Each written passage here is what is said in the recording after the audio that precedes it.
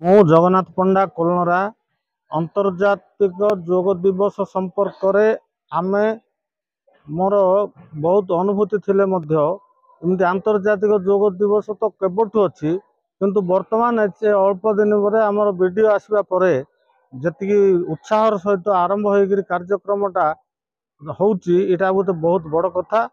ସେଥିରେ ଆମର block officer ବୃନ୍ଦ ଏବଂ ଅନ୍ୟାନ୍ୟ ସହଯୋଗୀଙ୍କୁ ମୁଁ କୃତଜ୍ଞତା ଜ୍ଞାପନ କରୁଛୁ ଏବଂ ବିଶେଷ ଧନ୍ୟବାଦ ଦେଉଛି।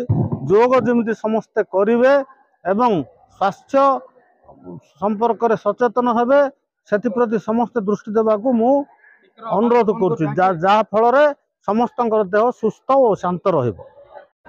ହଳଧର ହିମିରିକା, କୋଲନରା ଉପାଧ୍ୟକ୍ଷ।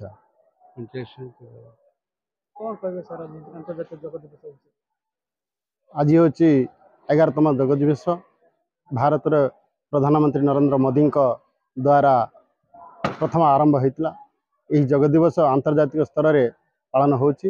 ତତ୍ସଙ୍ଗେ ଆମ କୋଲନରା ବିଡ଼ିଓଙ୍କ ଦ୍ୱାରା ଯେଉଁ ପାଳନ ହେଉଛି, ଏଇଟା ଆମ ଅଞ୍ଚଳ ପାଇଁ ବହୁତ ପ୍ରଭାବ ପକାଇବ।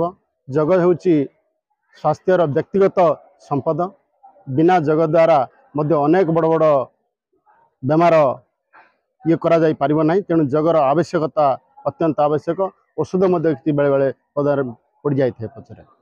ଏ ଯୋଗ ହେଉଛି ଆମେ ସାଧାରଣ ଜନତା ଯେତେ ପରିଶ୍ରମ କଲେ ମଧ୍ୟ ଯୋଗ ନୀତି ନିୟମ ଦ୍ୱାରା ଯଦି ହେବା ଦ୍ୱାରା ସେ ଯୋଗଟା ବହୁତ ଉପକାର ହୋଇଥାଏ। ଏ ଯୋଗକୁ ସମସ୍ତେ ଆବରିବାଟା ନିହାତି ଦରକାର।